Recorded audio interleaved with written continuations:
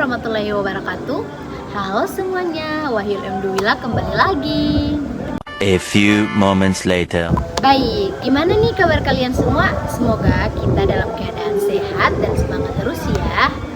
Oke, jadi hari ini aku bakal membahas sesuatu yang topiknya itu keren banget dan dekat dengan kehidupan kita, yaitu peran lembaga dan industri pendukung dalam pengembangan perbankan syariah.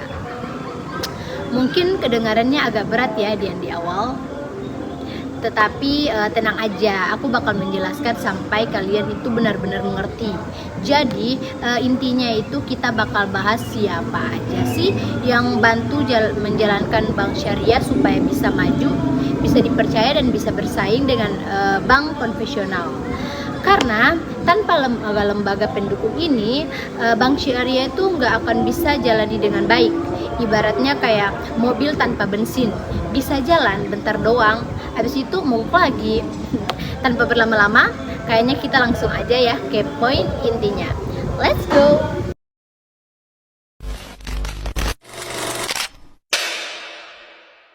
Sebelum jauh-jauh ngomong soal peran, kita pahami dulu nih, apa sih maksudnya lembaga dan industri pendukung? Jadi gini, lembaga pendukung itu adalah organisasi atau badan yang tugasnya itu membantu bank syariah biar operasionalnya itu berjalan dengan lancar. Sedangkan industri pendukung itu lebih ke perusahaan atau sistem yang menyediakan layanan tambahan, misalnya teknologi, pelatihan SDM, sampai asuransi dan penjaminan. Kalau diumpamain, bank syariah itu kayak pemain utama dalam film. Nah, lembaga dan industri pendukung itu kayak kru film, kameramen, lifting, editor. Tanpa mereka filmnya tuh nggak bakal jadi. Jadi semua saling membantu supaya sistem perbankan syariah itu berjalan dengan aman, transparan, dan sesuai prinsip Islam. Bayangin, kalau bank syariah jalan sendiri, gak ada pengawas atau gak ada lembaga penjamin, gak ada pelatihan SDM, sampai itu pasti bakal berantakan. Nah, disinilah pentingnya lembaga pendukung. Mereka bantu dari sisi pengawasan, jaminan, edukasi, dan teknologi. Misalnya nih, pengawasan biar nggak ada penyimpanan dari prinsip syariah. Ada juga jaminan biar nasabah itu merasa aman kalau uangnya itu disimpan di bank syariah. Ada juga edukasi biar masyarakat makin paham apa itu bank syariah. Ada teknologi biar banknya itu nggak ketinggalan zaman, bisa ikut digitalisasi juga. Oke, jadi sekarang kita bahas satu persatu nih lembaga penting dalam sistem perbankan syariah. Ada beberapa lembaga yang punya peran besar banget, yaitu satu, Dewan Syariah Nasional, Majelis Ulama Indonesia atau yang disingkat DSN MUI. DSN MUI ini kayak wasit dalam dunia perbankan syariah. Tugasnya itu ngawasin fatwa atau aturan apakah produk dan kegiatan bank itu halal dan sesuai prinsip Islam. Misalnya nih kayak kalau ada bank mau bikin produk baru kayak tabungan haji syariah, mereka harus minta persetujuan dulu ke DSN MUI. Jadi nggak asal bikin produk, semua harus lewat filter syariah dulu. Yang kedua, Dewan Pengawasan Syariah atau yang disingkat DPS. Nah, DPS ini biasanya ada di dalam setiap bank syariah. Fungsinya itu buat mengawasi kegiatan sehari-hari bank itu. Jadi apakah udah sesuai syariah atau belum? Ibaratnya itu kayak DPS itu kayak guru piket di sekolah, tiap hari mengawasi murid biar nggak melanggar aturan. Kalau ada transaksi yang mencurigakan, DPS itu bisa langsung kasih saran atau peringatan, begitu. Dan yang ketiga, Otoritas Jasa Keuangan atau OJK. Nah, OJK ini lembaga pemerintah yang mengatur semua kegiatan keuangan di Indonesia termasuk bank syariah. Fungsinya itu buat ngasih izin, ngawasin dan melindungi konsumen. Misalnya biar nggak ada bank syariah yang nakal atau nipu nasabah. Jadi OJK itu kayak polisi keuangan. Dan yang keempat, lembaga penjaminan simpanan atau yang disingkat LPS. Ini lembaga yang menjamin uang nasabah di bank.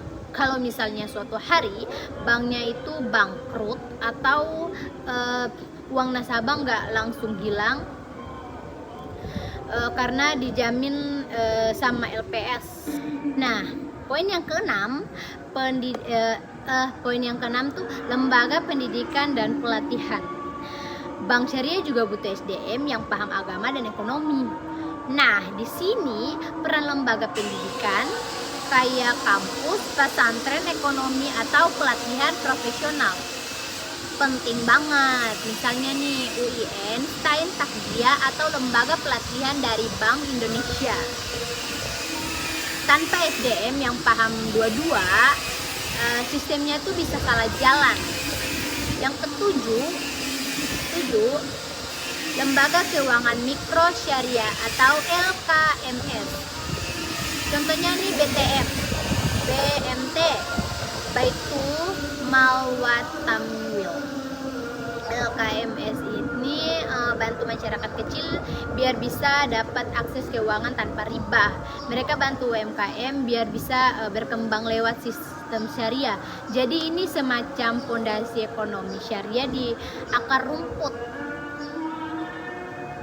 Nah, selain lembaga, ada juga industri pendukung yang gak kalah penting.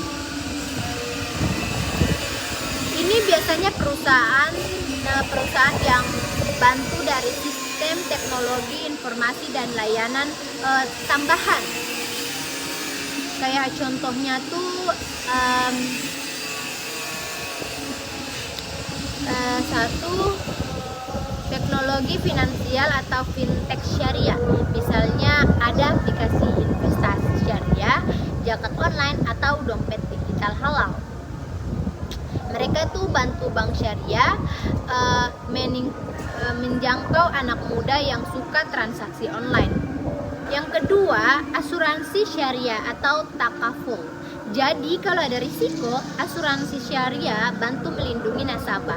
Bedanya sama konvensional, asuransi syariah pakai prinsip tolong menolong atau ta'ayun. Yang ketiga, lembaga riset dan konsultasi syariah. Mereka bantu riset produk baru dan kasih konsultasi biar produk bank itu tetap menarik tapi tetap halal.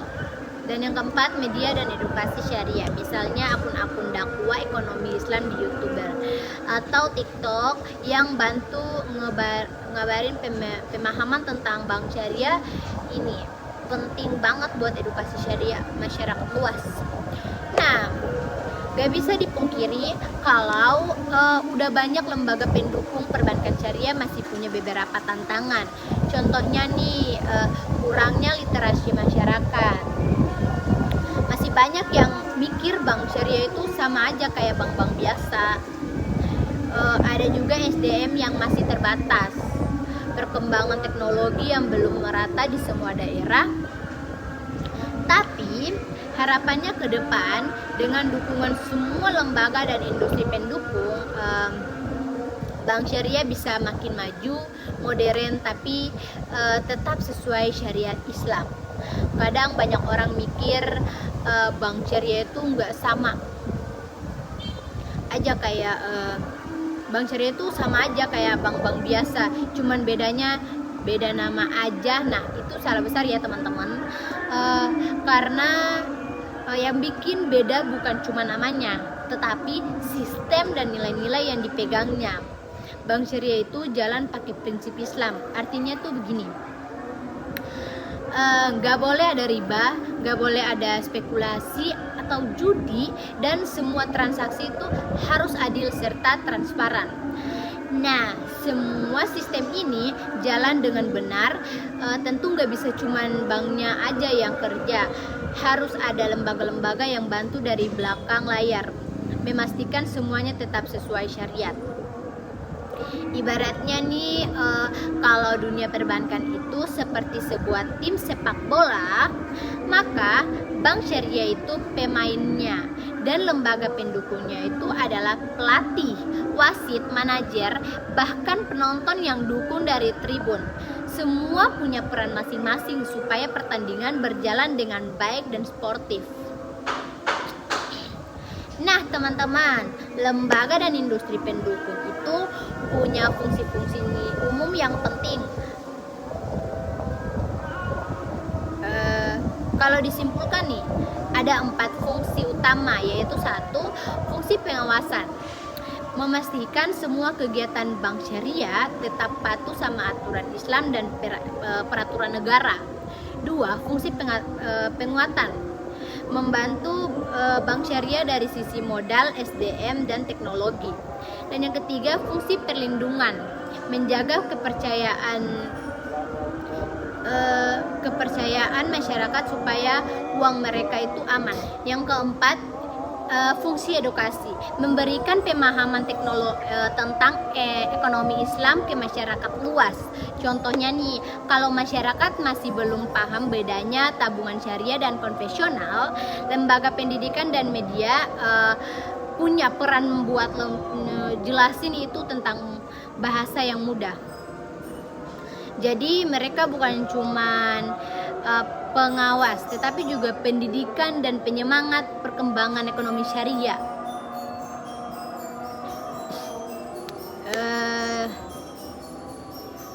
Satu, SDN MUI atau Dewan Syariah Nasional Majelis Ulama Indonesia. Selain ngawasin fatwa, SDN MUI juga sering mengeluarkan pedoman dan panduan buat produk-produk baru.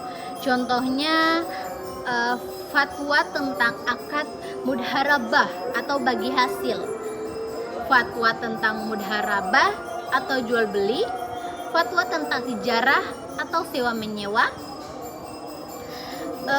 Jadi bank syariah nggak bisa asal bikin akad, harus sesuai fatwa dari SDN MUI. Bayangin, kalau nggak ada lembaga ini, tiap bank bisa bikin versi syariah sendiri-sendiri, bisa kacau, nggak seragam. Yang kedua, DPS atau Dewan Pengawasan Syariah.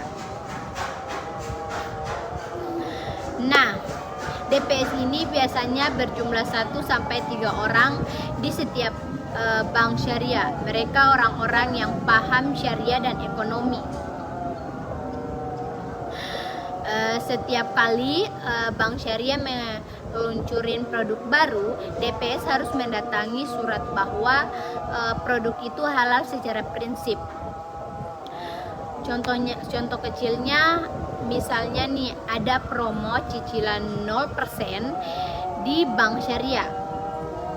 DPS tuh harus pastikan dulu apakah akadnya sesuai dengan prinsip jual beli, bukan prinsip berbunga terselubung. Jadi DPS ini bukan sekedar tanda tangan doang ya, tetapi benar-benar mengawal jalannya sistem setiap hari. Dan yang ketiga, OJK, Otoritas Jasa Keuangan. Selain mengawasi, OJK juga mendorong inovasi di dunia perbankan syariah. Misalnya bikin roadmap perbankan syariah nasional yang isinya tuh rencana jangka panjang biar bank syariah bisa berkembang dan kompetitif. OJK juga punya program literasi keuangan syariah. Mereka sering turun ke kampus-kampus, sekolah, bahkan pesantren untuk mengajari masyarakat tentang keuangan Islam. Jadi OJK itu nggak cuma mengawasi, tetapi juga mendukung pertumbuhan bank syariah biar nggak kalah sama konvensional. Yang keempat, LPS, Lembaga Penjaminan Simpanan. Kadang orang takut nabung di bank syariah karena belum yakin aman atau enggak. Nah, disinilah peran LPS itu menunjukkan pentingnya mereka, manfaatnya mereka itu apa. LPS itu menjamin simpanan sampai Rp 2 miliar per nasabah per bank. Jadi kalau suatu saat banknya bermasalah, uang kita tetap aman selama banknya itu ikut aturan dan terdaftar di LPS. Hal ini penting banget untuk membangun kepercayaan masyarakat, karena salah satu tantangan terbesar bank syariah itu adalah truth atau kepercayaan. Yang kelima, Bank Indonesia BI. Selain jadi bank sentral, BI juga punya peran besar dalam menjaga kestabilan sistem keuangan syariah. Mereka bikin sistem pembayaran syariah, riset ekonomi Islam, dan kerjasama dengan universitas buat mencetak ahli-ahli ekonomi Islam baru. Bahkan BI juga punya program inkubasi buat startup fintech syariah. Jadi biar anak-anak muda itu bisa ikut terjun langsung ke dunia ekonomi Islam, tapi tetap modern dan digital. Dan yang keenam, lembaga pendidikan, pelatihan, dan sertifikat. Nah, ini penting banget karena tanpa SDM yang kompeten, bank syariah tuh nggak bisa maju. Lembaga pendidikan kayak UIN, Stein Takjia, atau universitas lain punya jurusan ekonomi Islam buat melahirkan calon-calon praktisi bank syariah. Selain itu ada juga lembaga pelatihan seperti LPPI, Lembaga Pengembangan Perbankan Indonesia, BI Institute, dan lembaga sertifikat profesi syariah. Mereka itu ngajarin hal-hal teknis kayak manajemen risiko syariah, analisis pembiayaan, sampai strategi pemasaran berbasis syariah. Yang ketujuh, lembaga zakat, wakaf, dan baitul mal. Nah, ini kadang dilupain padahal penting banget. Lembaga zakat dan wakaf juga bagian dari industri pendukung, karena dana zakat, infak, dan wakaf bisa dikelola dengan sistem keuangan syariah yang aman dan produktif. Misalnya nih, dana wakaf dipakai buat bangun rumah sakit syariah atau usaha kecil, jadi manfaatnya berputar dari berkelanjutan. Bagian yang ketiga itu industri pendukung perbankan syariah. Itu lanjutan. Fintech syariah. Fintech syariah itu sekarang lagi booming banget nih. Contohnya kayak aplikasi Amanah Alami dan Investre Syariah. Mereka bantu masyarakat bisa berinvestasi atau pinjam modal dengan sistem bagi hasil bukan bunga. Fintech ini juga bantu bank syariah menjangkau masyarakat yang jauh dari kantor cabang, terutama di daerah-daerah. Asuransi syariah, takaful. Bedanya dengan asuransi konvensional, di takaful itu semua peserta patungan dan saling bantu kalau ada musibah. Jadi prinsipnya tolong menolong, bukan cari untung sepihak. Ini bikin sistem ekonomi Islam terasa lebih manusiawi, bukan cuma soal uang tetapi juga soal solidaritas sosial juga. Ada juga pasar modal syariah. Selain bank, ada juga bursa efek syariah. Di sini orang bisa investasi lewat saham syariah atau sukuk atau obligasi syariah. Contohnya tuh indeks syariah, indeks saham syariah Indonesia atau yang disingkat ISSI, dan Jakarta Islamic Index atau JII. Nah, bank syariah sering berperan sebagai agen penjualan suku atau custodian bank buat transaksi saham syariah. Ada juga media dan literasi digital syariah. Media ini juga jadi industri pendukung. Banyak YouTubers, influencer dan platform edukasi yang bahas tentang ekonomi syariah dengan cara yang ringan. Misalnya itu akun-akun TikTok yang menjelaskan apa sih bedanya riba dan margin, atau kenapa tabungan syariah lebih adil. Ini semua bantu menumbuhkan kesadaran masyarakat supaya lebih paham dan percaya pada sistem keuangan Islam. Bagian yang keempat tentang tantangan dan solusi atau diperluas. Nah, kalau banyak kemajuan, tetap ada tantangan yang harus dihadapi, ya kan? Iya dong. Ya, jadi tantangannya itu satu, kurangnya literasi masyarakat. Banyak orang belum tahu bedanya sistem syariah dan konvensional. Solusinya itu edukasi lewat media sosial, sekolah dan kampus harus terus digalakkan. Yang dua, SDM sebelum merata. Masih banyak pegawai bank syariah yang belum benar-benar paham akan. Solusinya itu harus pelatihan rutin dan sertifikat profesi syariah. Yang ketiga, teknologi yang belum optimal. Masih ada bank syariah yang sistem digitalnya itu belum secepat bank konvensional. Solusinya itu harus kolaborasi dengan fintech dan startup syariah. Yang keempat, persaingan ketat. Tapi kalau dilihat-lihat dari sisi positif, ini bisa memicu inovasi, makin banyak produk menarik, makin baik buat nasabah. Bagian yang kelima, interaksi atau tanya-tanya jawab. Nah, biar nggak monoton, kamu bisa selipin pertanyaan kayak, menurut kalian atau menurut Anda, kalau bank syariah nggak punya lembaga pendukung, kira-kira apa ya yang bakal terjadi? Atau ada nggak di antara kalian yang udah pernah buka rekening syariah? Apa bedanya sama konvensional? Intinya yang pernah buka rekening di bank syariah itu bedanya apa dengan yang bank-bank yang lain? Jadi interaksi begini bikin suasana kelas lebih hidup dan bisa mengulur waktu sambil tetap relevan. Baik teman-teman, dari semua pembahasan yang saya bahas tadi, kesimpulannya itu teman-teman, perbankan syariah nggak bisa berdiri sendiri. Ia butuh lembaga dan industri pendukung seperti DSN, MUI, DPS, OJK, LPS, BI sebagai pendidikan fintech syariah dan asuransi syariah. Semua kerjasama biar sistem keuangan Islam bisa jalan dengan adil, transparan dan penuh berkahan.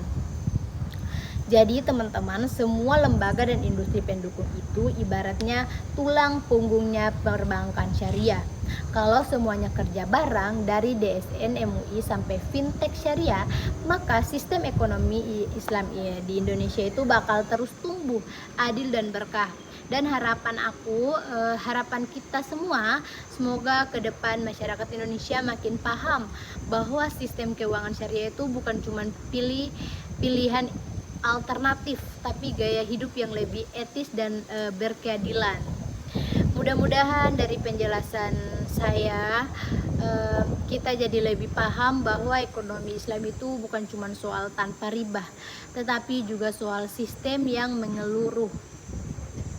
Kalau kamu suka dengan video ini, jangan lupa like, komen, dan subscribe ya. Semoga membantu. Saya akhiri dengan wabillahi taufiq wal hidayah. Assalamualaikum warahmatullahi wabarakatuh. Bye bye semuanya.